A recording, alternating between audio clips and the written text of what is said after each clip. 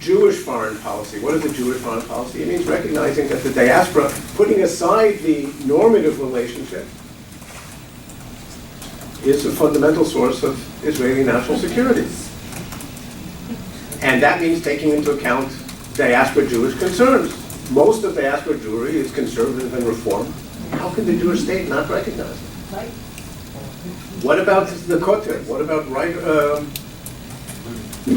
not right of return, Right of prayer. no, right of prayer? Okay, these are first of all domestic Israeli issues that have to be resolved. But we have to work it out. We have to take into account diaspora concerns. There's more. What else?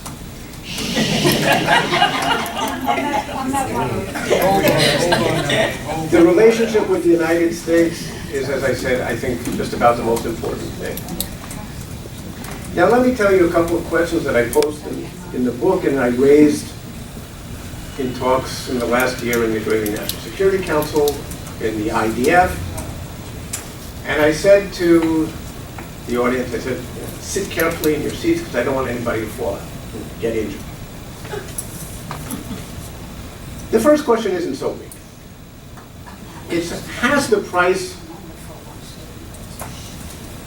price of an extraordinary relationship with the United States been that Israel's lost a large part of its national independence? Not completely, a fair amount. And I believe that the answer is yes.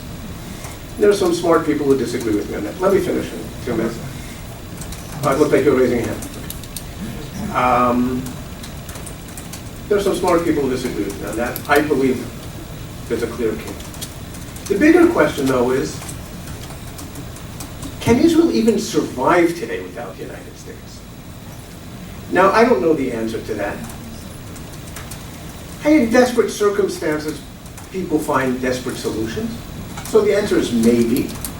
Well, the guys in the IDF and the National Security Council, when I posed that question, everybody sort of nodded, oh yeah, no big surprise in your question. Well, if that's the case, where's the relationship heading? I don't foresee ever a France 1967 kind of downturn. There are pillars of support in the United States that are too strong. So it's not going to be this. But I think we're actually already in this. And I think that the Trump administration is the exception to the rule. It's the aberration. What we saw beginning under Obama is the long-term trend because there are fundamental tectonic changes in American demography. There are rises, there are new population groups that are rising in the United States. Hispanics and the religiously unaffiliated, the two most rapidly rising groups, they have no affiliation for Israel. The Jewish community increasing distancing from Israel. And let me tell you something, I am normally a relatively patient and tolerant person. When I hear American Jews, including some very prominent ones in the especially last half year, including on the editorial pages of the New York Times, coming out and disengaging themselves from the state of Israel and expressing disaffection from the state of Israel, I have a suggestion for what they could go and do to themselves. 70 years after the Holocaust, 5 years after the Holocaust, 70 years after Israel's establishment, you can disagree with Israeli policy. It's all legitimate. I disagree with a lot of it, vocally. There's disagreement out of love, and there's something else. Family matter. So if we are so dependent, and the long-term trends, as a matter of fact, the medium-term trends are not so good, what should Israel be doing about that? Well, I have some recommendations for what we should do. I think that Israel has to maintain the ability to strike the Iranian nuclear program at any time, if and when we have exhausted all diplomatic options. We're not there yet.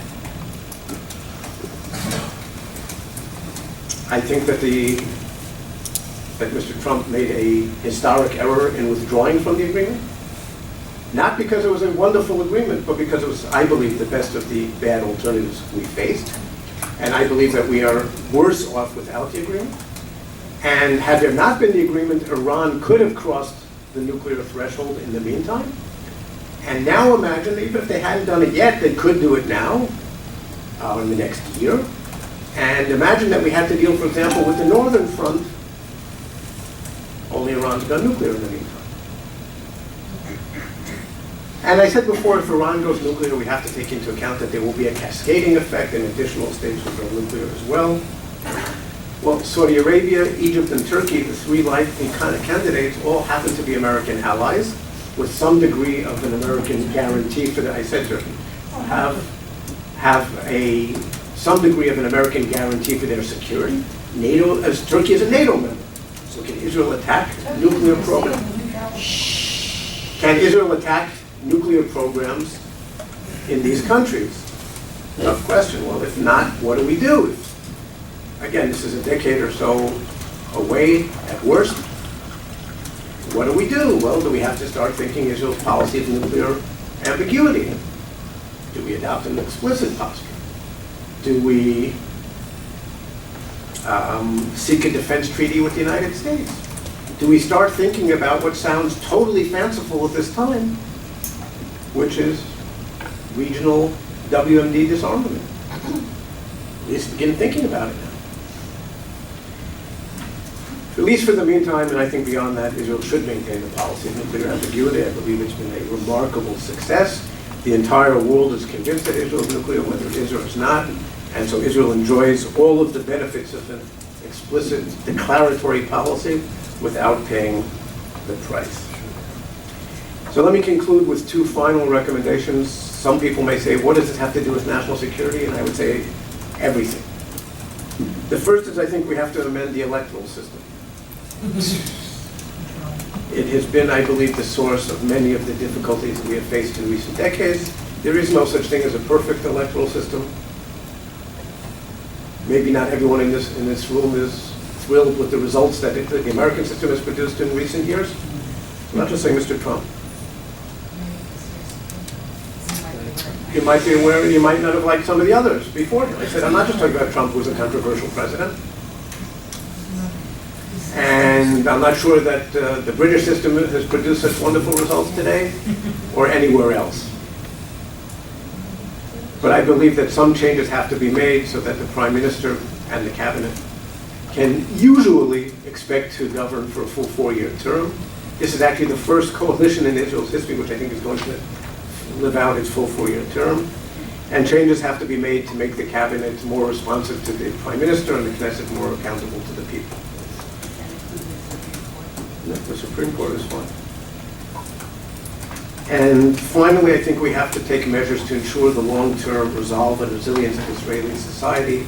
Contrary to various other analysts, I think actually Israel's society has proven to be a huge national asset. Huge resilience, huge staying power. I think it's quite remarkable.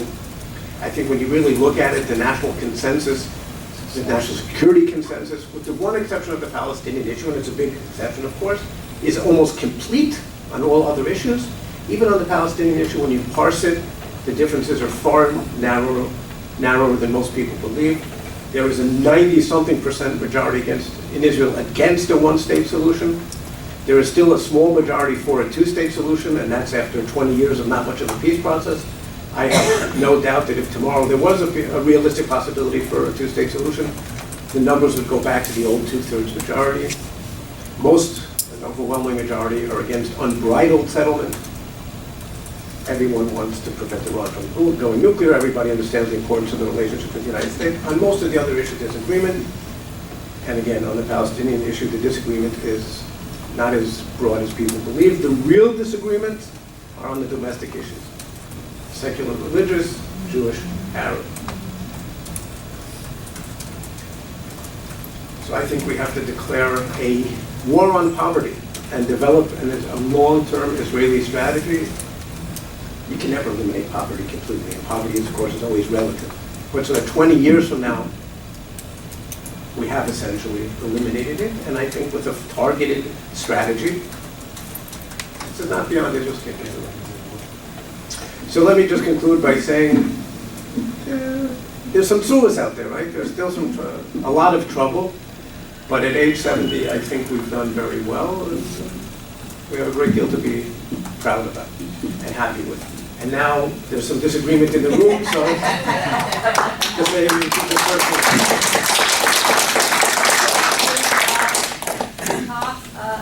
I'm curious to know what you think would incentivize the Palestinians to agree to a one-state, a two-state, whatever state solution, because right now it seems that they have the best of both worlds or the worst of every world. or the They don't worst. want it. They don't want this solution. There's a man named Freilich. Excuse me, my question was, Let me just comment on your question. There is a man named Barghouti who is in Israeli jail for killing 30 people. His cousin, Freilich Barghouti, is the leader of this tribe. He has said to me over lunch in a lovely restaurant in Ramallah that if Israel will continue to keep the foot upon the neck, the Palestinians will at one point say, fine, one state. Oh, Israel, send us a school. I'm quoting, Israel, send us a road. We want a hospital.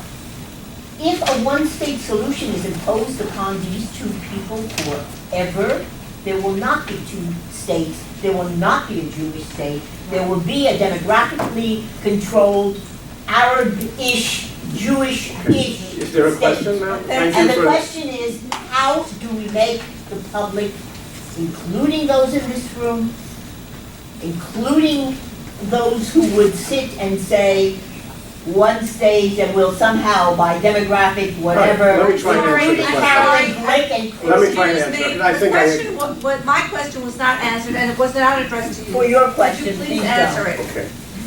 I think you're asking the wrong question. Okay. Let me put it bluntly. I couldn't give a damn about the Palestinians. They can all drop dead tomorrow and start okay?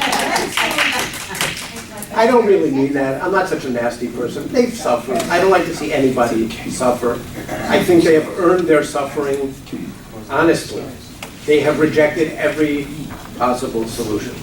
I don't care about them. I care about us. Okay? What do we do to ensure Israel's future? That's the only question for us. And I gave you before a statistics which should have gotten you very unhappy, which is that it is today 60-40. Without Gaza and with Gaza, it's already 50%, maybe 51%. And in 5 years from now, it will definitely be 51%. Now, is 60-40 a Jewish state? Is that why we went and reestablished our national sovereignty after 2,000 years for 60-40? No. And the answer is no. And if that's what we're going to be, that's called a binational state. We know history has been good to us. It's given us the opportunity to see a pre-run, not a rerun, but a pre-run. A binational state in the Middle East is called Syria. It's called Iraq. Is that what we want? Now, I'm not political, I don't care right, left, but Israel's right is leading us to a future of Iraq and Syria, and the violence that we have today, that we've had for decades, the terrorism, is partly an initial sign of what it's going to look like. The terrorism is, the left is, Or non-state. no, the solution is to separate from the Palestinians. Okay? Believe me, I'm an expert on the peace process, okay? I said before, I don't think we can reach an agreement with the Palestinians, which is why I think we have to start taking unilateral measures. The IDF remains deployed to ensure security, but we start creating a de facto two-state solution. And one of the problems, again, Jews don't like to hear good news, and we have a good reason for always fearing the worst. Military commanders, most of Israel's defense establishment believes that we can reach security arrangements. They won't be perfect, but that will ensure Israel's security in a two-state solution. Okay? So there's a fundamental question here.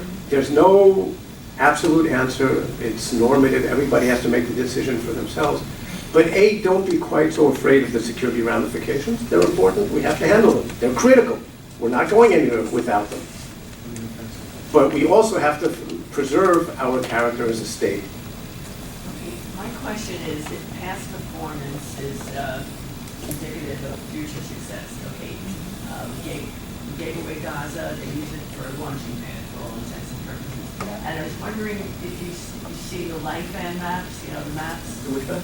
Mark Oh, yeah. Life-Fan. Okay, that if that happened, then the airports, strategic, most of Israel's population centers would be a direct target line of the West Bank. It already is. I know the maps, I don't need his maps. Most of Israel is already in Hamas range, and essentially all of Israel is in the Hezbollah range. Now, we can't allow that to happen in the West Bank. The way the unilateral withdrawal was done from Gaza as a unilateral withdrawal was not the way it should have been done. Again, even if we get the best security arrangements, they won't be perfect. There's the danger. We will have the ability then to go in and we'll know what we're fighting for. The people of Israel will know what they're fighting for, and we'll go in and we'll crush them. Because the Palestinians... In Gaza, we have 3 wars. Now, the difference is that there was no peace agreement. The difference is that we didn't get security agreements. And the difference is that the Hamas threat is not a big threat. It's really not. And it's just not worth handling it. We can go into Gaza any time.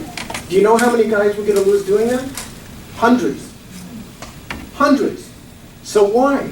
Look, if I lived in Nachal Oz, right on the border, I might feel a little bit differently. All Israel is on the border. I live in Israel. I live in Israel, okay? I did too. So. Good. I'm telling you that this is not a significant military threat for Israel. It is very unpleasant if you live right around Gaza, the so-called Otef, but it's not a military threat. It's unpleasant. If we give them a country, that they would be Palestinian country and not Iranian country? Can you secure No, that? that's a good question. They would be an Iranian. That's a good point. because No, you don't know Palestinians have that. no power. You don't know that, but that is a I reasonable... see what happened in Gaza, Okay. until we gave, and we see what's going to be. Who's guaranteed? UN is going to... No, we are. We are. How? In the same way that... They have autonomy. They have the country, they have the people. No, they don't have... All they don't the have is country. security because we have to get there. No, to they get live under there. occupation. They've lived under occupation for 50 years. There is... That's what we call it. I call it autonomy. They have everything they need. They do have... No, that's you say. They do have autonomy over, or domestic rule over social issues. They live under occupation, an increasingly brutal occupation, and if you don't recognize that, you are blind.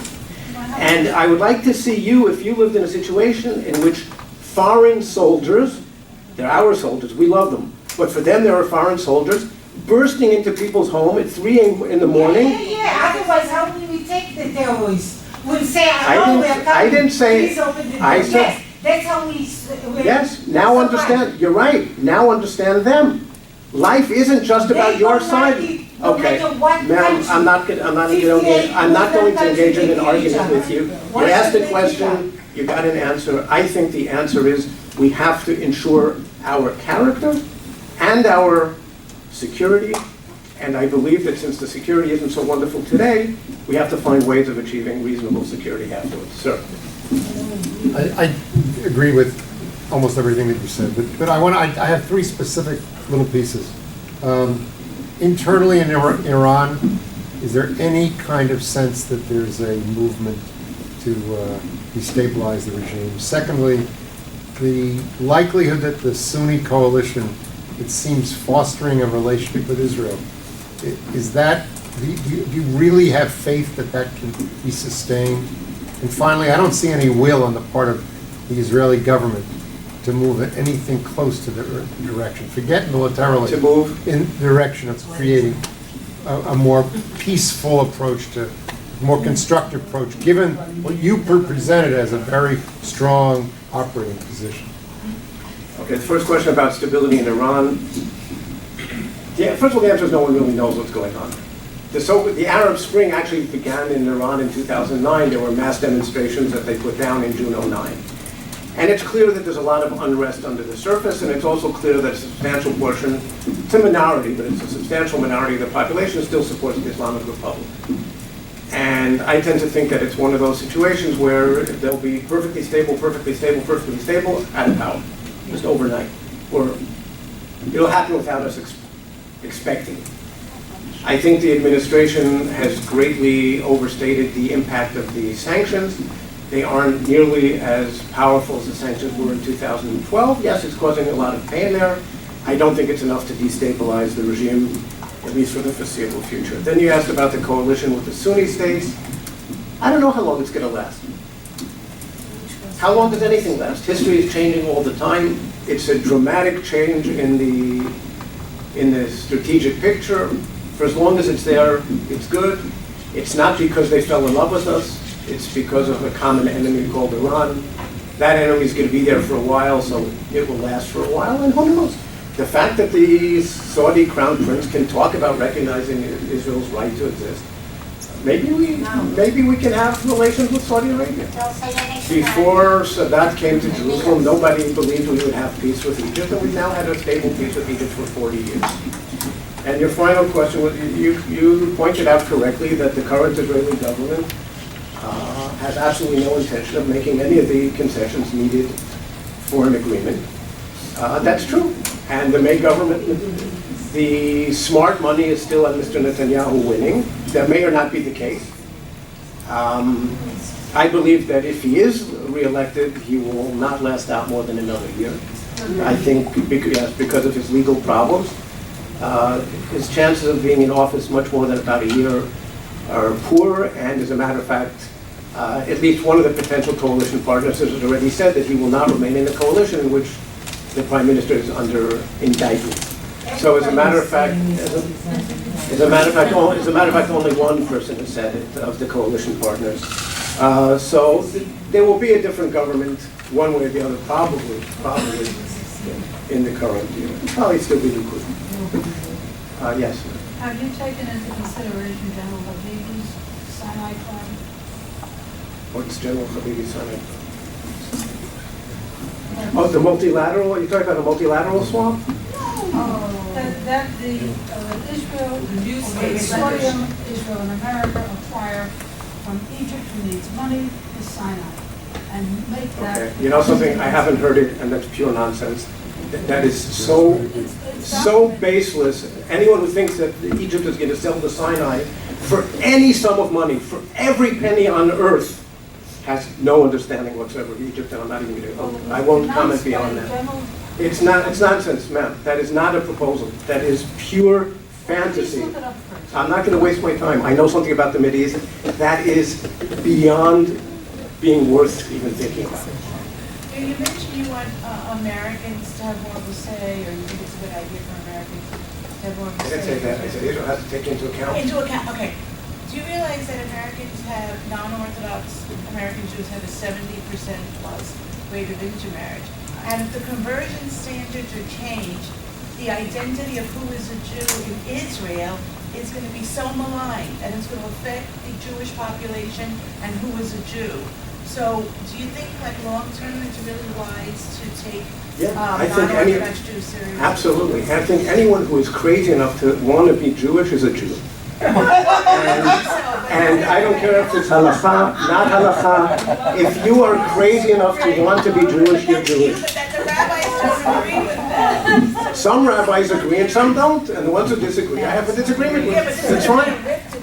Yes, ma'am. So, in other words, forgive me, I don't know all their names, but there are 3 women who are now in Congress. One is from Michigan, and the Octavia Perez, who's now Jewish, she says, and then there's another one who organized the Women's March. So they sound a lot like some of what you're saying, that if Israel will be nice, then we'll make peace with them. So do you agree with these women? And their First of all, I don't think what they're saying is anything that the whole night saying. And it's not a question of being nice.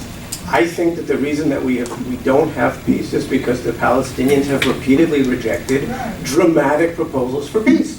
They have no intention from the women to the And I don't know if there's any peace agreement that the Palestinians will ever sign. Okay?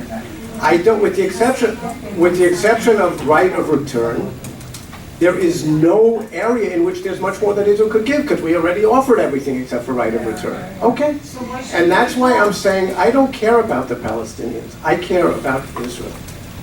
We cannot remain a truly Jewish and democratic state Yes, we are. if we can, in the long run, if we are in control of the West Bank. It's 60-40. That's not a Jewish state. If it's going to be 60-40, then I can tell you I might as well conduct reverse aliyah, because what's the point? If you want to live just in a democratic society, the United States isn't bad. It's a relatively pleasant place to live, right? And you can even live in Japan, fine. You can live a nice Jewish life in the United States. The reason Israel's raison d'etre was to be a Jewish, predominantly Jewish and democratic state. That is jeopardizing our national security in the worst way. There is no solution to that. People come up with cockamamie ideas for how to get around it. The fact is, after 50 years, believe me, I'm open to new and creative ideas. Because I don't think we can reach a two-state solution, at least for the foreseeable future, maybe ever. But then the question is, what do we do? How do we ensure our national character, our security? And we've got to find a way. And if we have to take measures on our own while ensuring our security, so be it.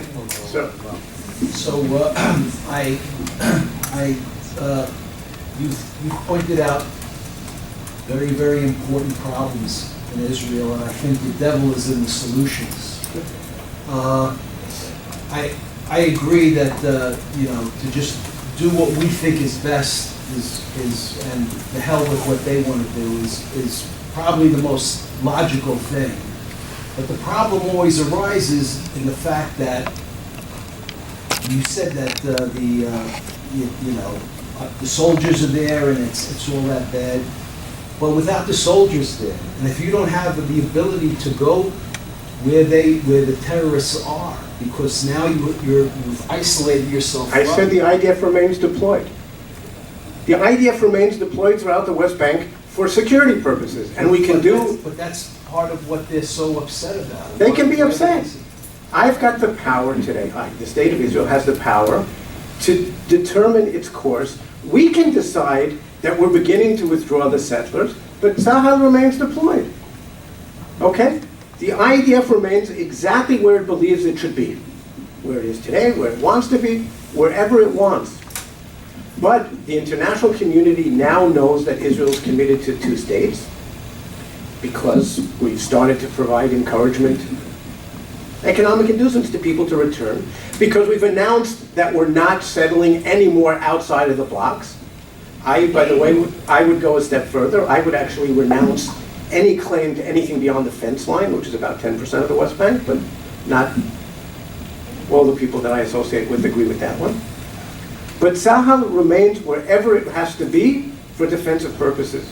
So you haven't increased your risk. You've begun creating, doesn't matter, you probably increase it a little bit, but you begin creating a two-state reality. So the thing is that, do you think that you're going to really make the enemies of Israel, with all the problems that's going on with the BDS, and do you think that you're going to make them happy? I mean, part of this is but part of this to make them is no. I don't want to make it. I don't want to. Well, yes, of course. One of the objectives, yes, to lower tension. To lower the tension. But I don't want to make anybody happy. No. So to lower the tension, but do you think you're going to lower the tension because you don't have any settlers, but you have the IDF there? Yeah. You're not going to lower the. Yeah.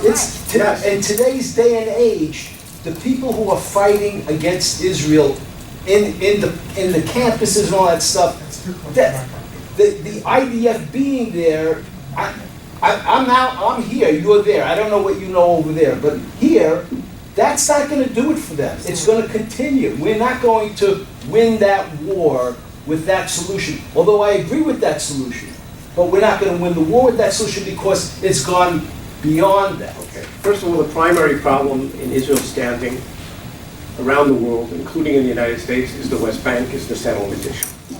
Okay? The international community does not accept the settlement enterprise. Okay? After 50 years, we can say that. Good. As a matter of fact, half the people of Israel don't accept it.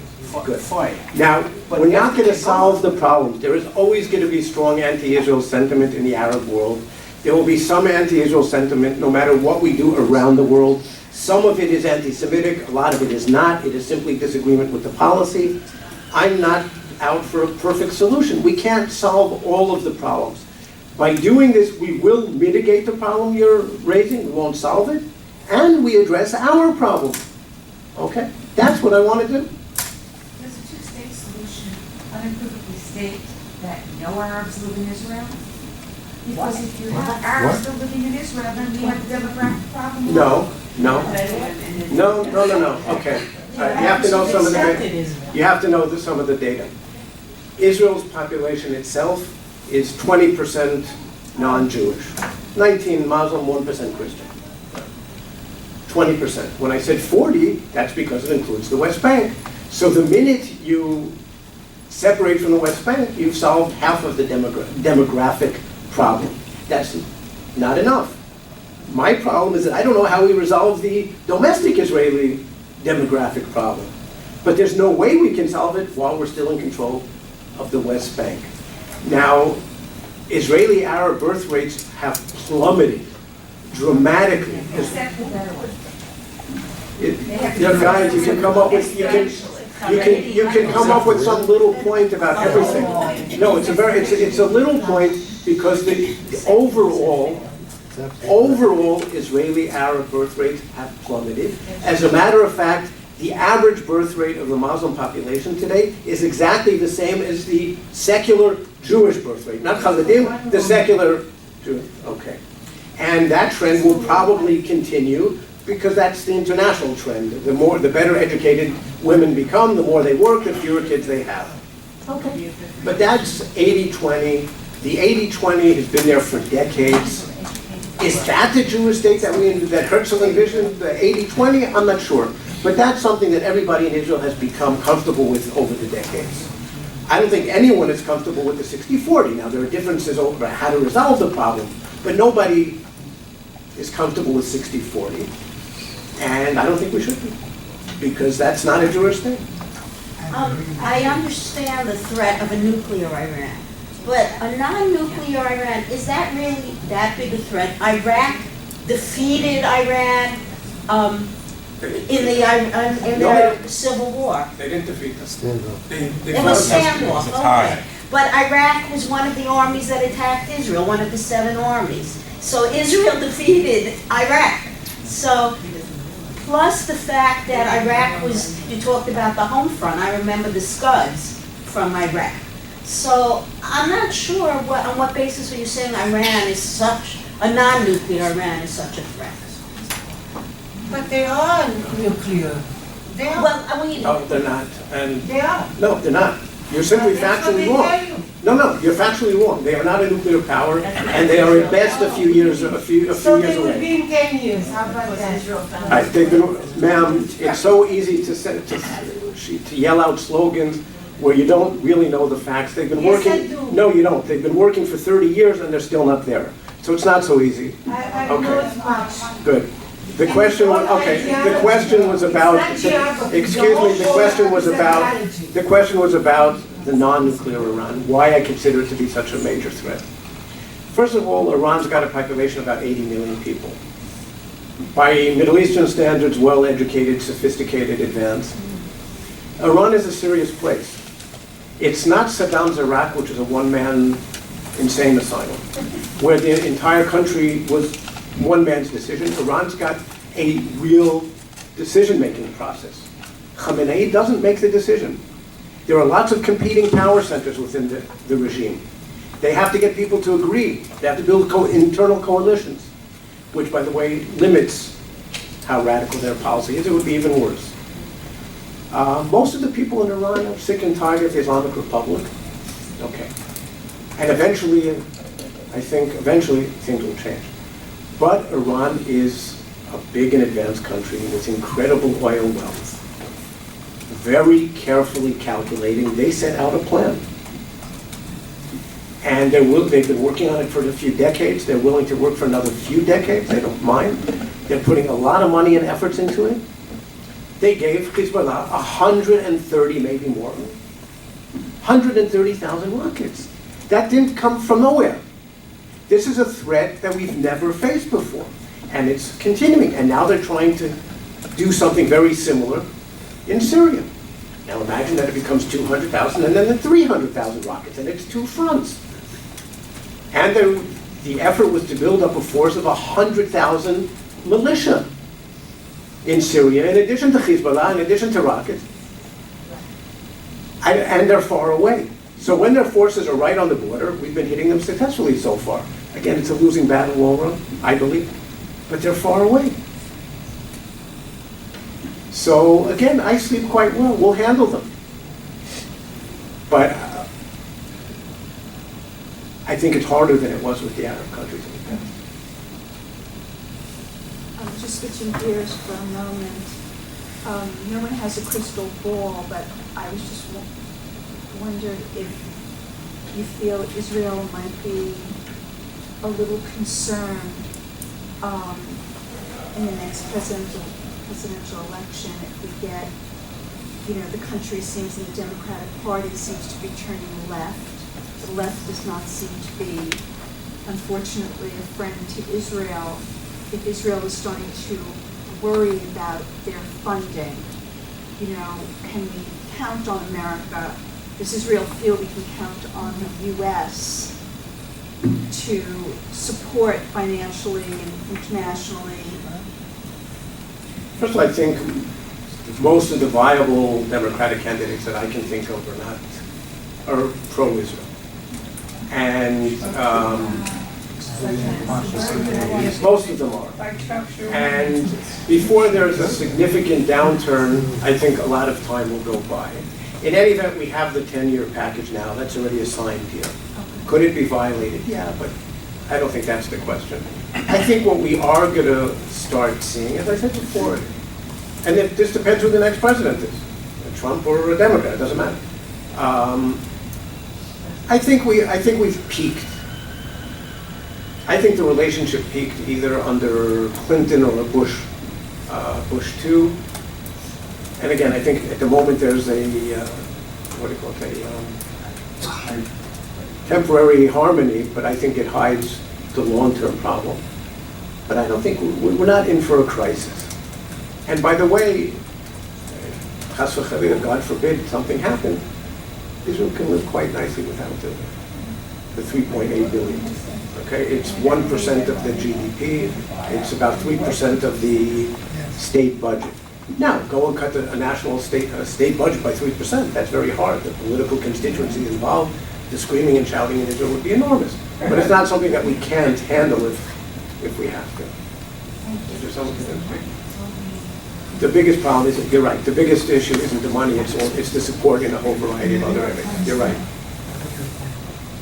Okay, so you'll be next. A comment about the current support of Israel from the Sunni states. It's something that's been going on for a very, very, very long time. There's been contact between Israel and the Sunni states that I personally know about, Not at public. least since the 90s, when David Rubin was sitting here as economic consul, and there was a need to contact certain ministers in the Sunni states. He picked up his phone. He had all the numbers. It's not new. So what's your question? It's just more public. The question. No, there's a big difference. Okay, what's the question? The question is about maintaining the Jewish and democratic character of the state of Israel. With the unilateral withdrawal, with IDF in place, and with the use of modern technology, modern military technology, which can pinpoint, how can that perceived threat that some of the participants at these tables have be shown to be less of a threat? Okay, look. First of all, modern technology is very nice. It only gets you so far. In the end, you need somebody there with a rifle to shoot somebody. The security concerns that were raised here are entirely legitimate. And no one is willing to endanger Israel's security. The question is whether we can put together a security regime, a series of arrangements which are not perfect. Security isn't perfect today when we're in 100% control of, well, not as areas A and B. We're in control of the West Bank today. Security isn't perfect today. When we were in 100% control of Gaza, people forget the rocket fire started not after the disengagement, but before the disengagement. Okay? Now, there is no such thing in life as perfect security. It doesn't exist anywhere, not in the United States either. But if you achieve perfect security, then you have achieved perfect insecurity for your adversary, and the adversary isn't going to live that way. So the question is, national security policy is all about managing risk. Okay? If we didn't have limits, we'd put $100 billion into rocket defense. We don't, so we only put this much into it. We have not 1,000 tanks, we'd have 1,000,000 tanks. It's always about managing risk. The question is whether we can manage risk, where we can find security arrangements that are not perfect, they are sufficiently good so that we can implement them with relative confidence, knowing that we've got bad experience. No one's going into this starry-eyed. I'm a member of an organization of just under 300 former IDF generals and their civilian counterparts. I wasn't a general, but I was the equivalent, the civilian equivalent, who all happen to believe we could all be wrong. But 300 generals is a lot of generals. It's most of the former IDF generals alive today who believe that we can find the solution and that the need for it to preserve Israel's character is such that we have to do it. So, my cousin who just What's passed the name of away, the Moshe organization? Aaron, Commanders for Israeli Security. Your Your cousin, excuse me? who just passed away, Moshe Aaron. Oh.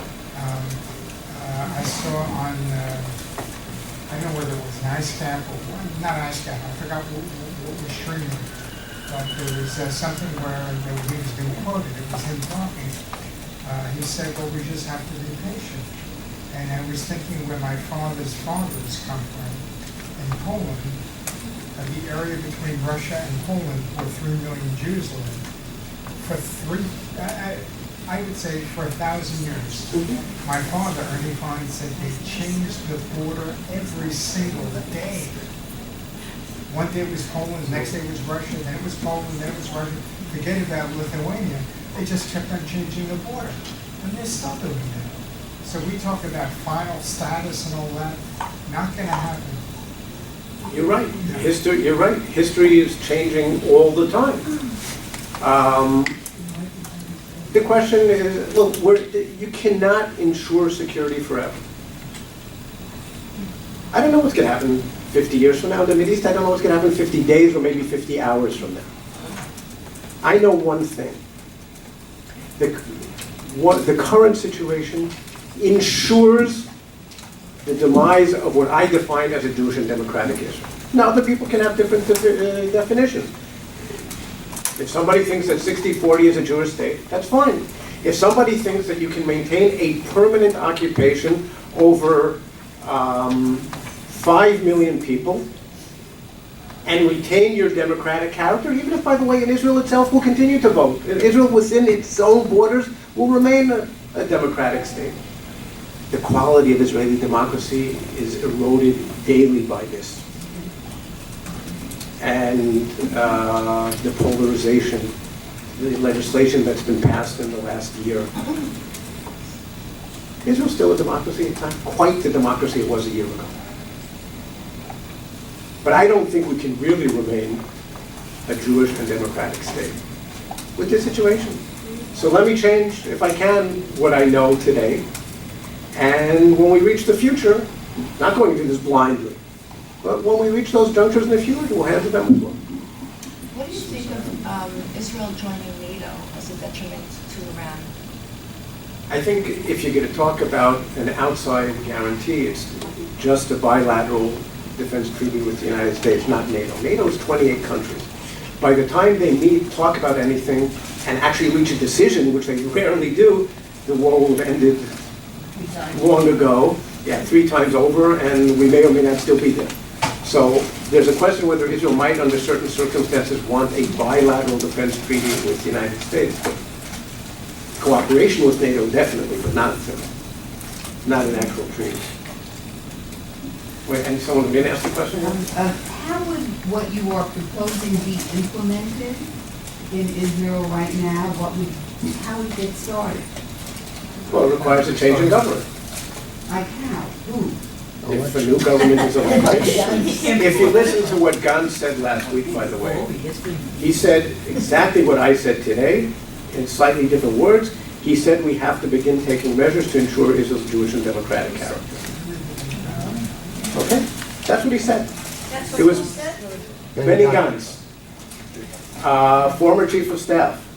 That's what Ehud Barak says, a former chief of staff. That's what all sorts of other chiefs of staff and all sorts of other generals have said over time. You can disagree with them. Generals don't have the answer to everything military. But you can't dismiss it. You have to.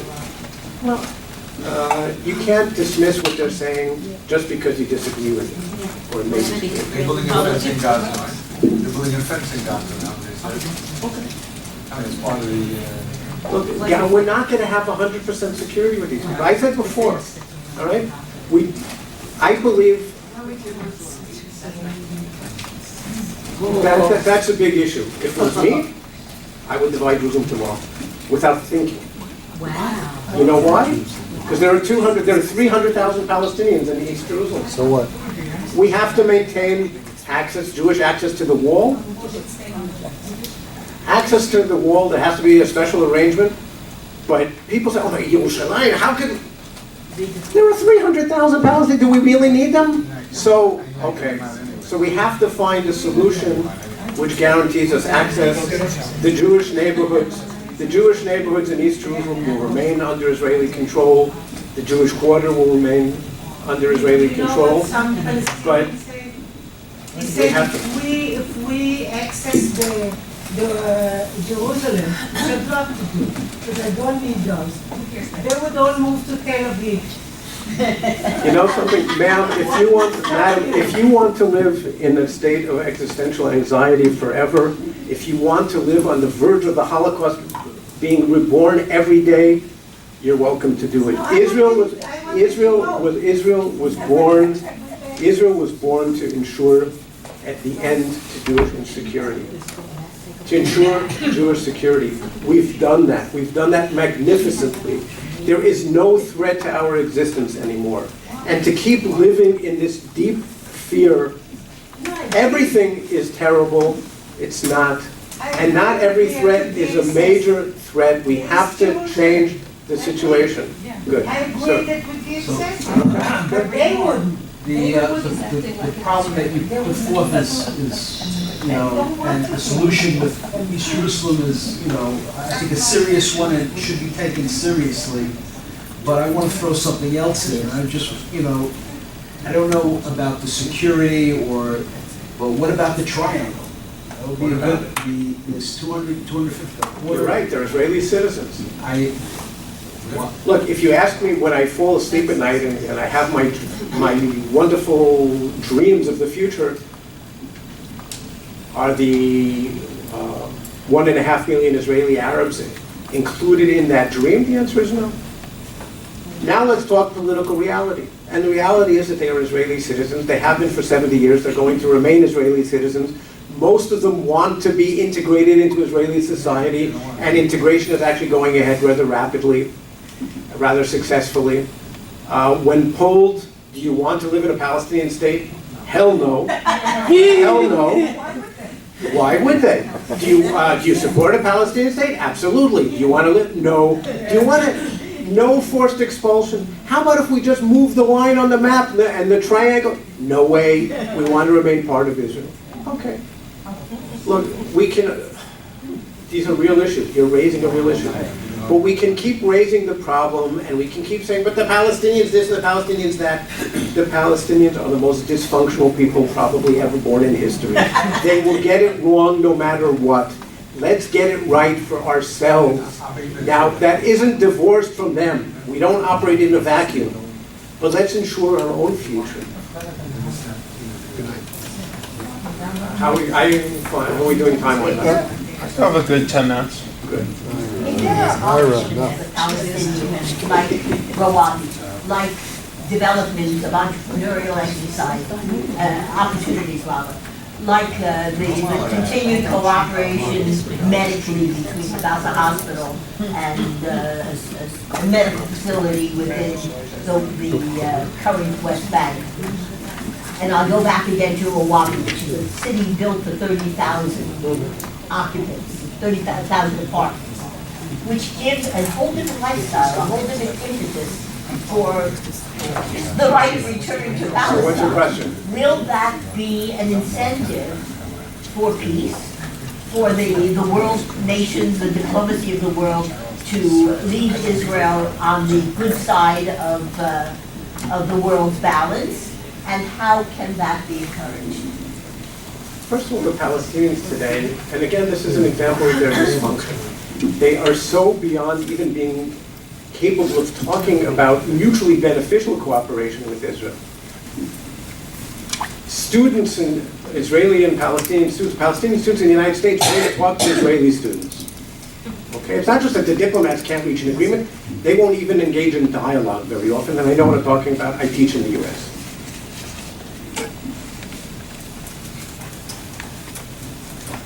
So first of all, I'm not basing anything on Palestinian willingness for cooperation. You're asking whether it's going to change the international perception. The answer is no. You have to understand, most of the world today believes that Israel, and first and foremost the settlement policy, is responsible for the collapse of the peace process. And they also, it's not just that Israel is the obstacle. What Israel is doing is counterproductive for its own interests. Because if Israel wants to remain a Jewish and democratic state, what is it doing? Why is it settling? Israel is destroying the peace process itself. Now, this is obviously an inaccurate image. People don't remember Camp David. They don't remember the Clinton parameters, and they don't remember the Olmert Initiative. They don't remember Oslo. That's even further back. They don't remember that. What they remember is the settlements. And I don't think that there is almost, I mean, this is discouraging. I don't think there's almost anything that we can do that will change the international perception until we announce a fundamental change in our policy. That won't solve it, but that will go a long way towards doing it. Because if we did it, we transfer the onus to the Palestinians. If we say, yes, we're willing to have a two-state solution. We're willing to withdraw as we were in the past, under Barak, under Olmert. We're willing to withdraw from the overwhelming majority of the West Bank. Now let's talk with the Palestinians. And they refused. No, Netanyahu hinted at it at the Bar-Ilan speech and has backed off it since then. He doesn't say two-state anymore. That will change it. It won't solve our PR problems, our Hasbara problems.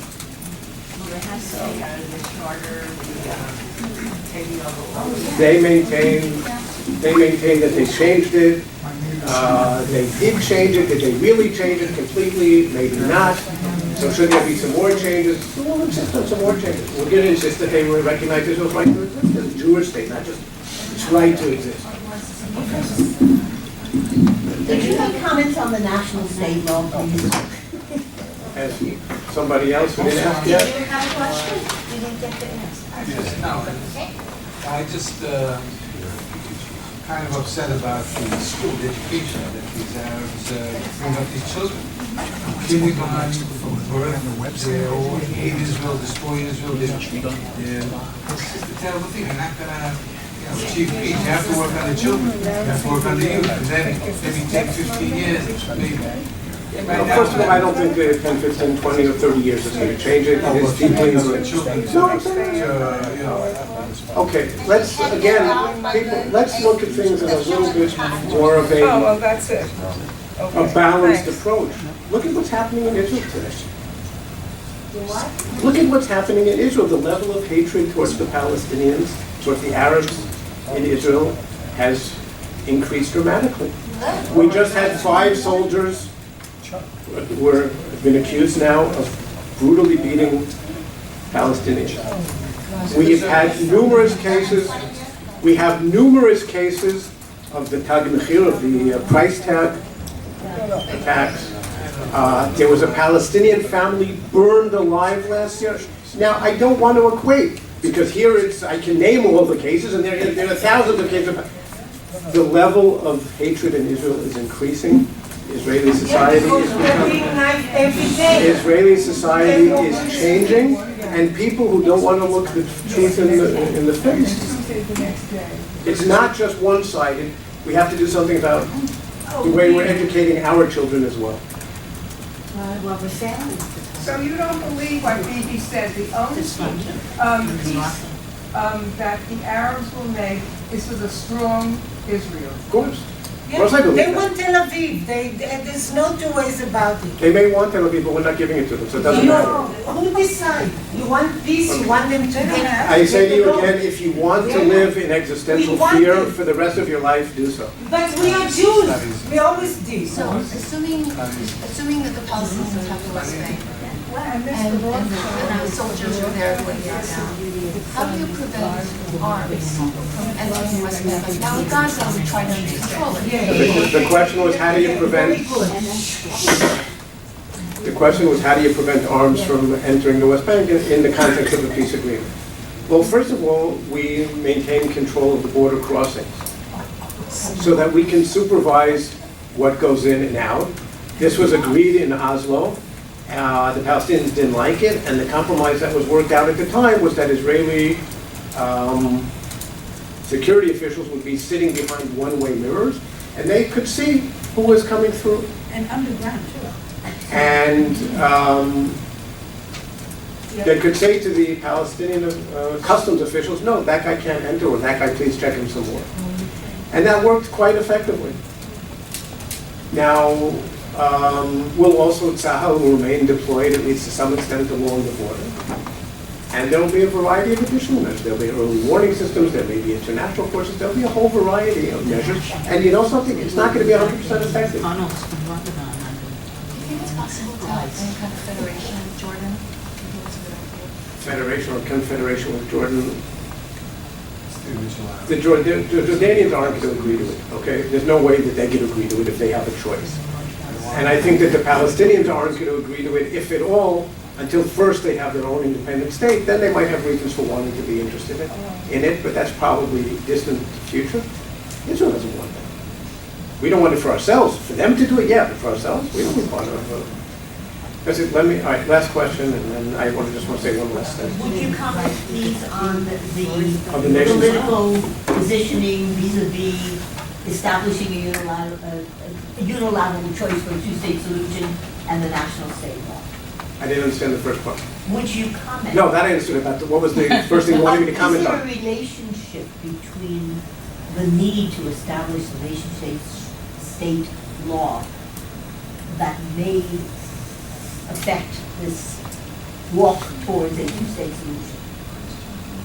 I think the nation-state law had one objective, and that was to be as provocative as possible, because it didn't change anything in reality. It's one thing, it left out the word equality, but that was intentional, that was part of the provocation. They could have copied the language from the Declaration of Independence, incorporated it in the law, and nobody could have said a word because it wouldn't have changed a thing. They intentionally left that out. But in reality, Israel was a Jewish state. We defined ourselves as a Jewish state. Now we've done it by law. But nothing of substance has changed here. The reason it was done was as a political provocation in preparation for the elections. That's all. They knew they were coming. They didn't, at the time, maybe they didn't know it was going to be April 9th, but they knew it was in the coming months. And this was a good issue for rallying the right-wing base. That's all. What's your website of the group that you represent? Commanders for Israeli Security. I don't represent them, I'm a member. I don't represent them. .org? Yeah, .com. No, so you're probably right. It's Commanders for Israeli Security.org or .com. Or maybe it's, maybe it's co.il. Yeah. That's probably co. Okay. Let me say one last sentence. In many ways, I'm actually happy that this wasn't a friendly crowd in terms of the opinions. I don't mean to push it. Because I think that this is the kind of...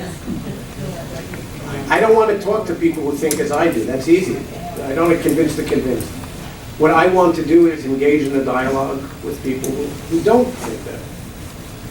That's why I wrote this book.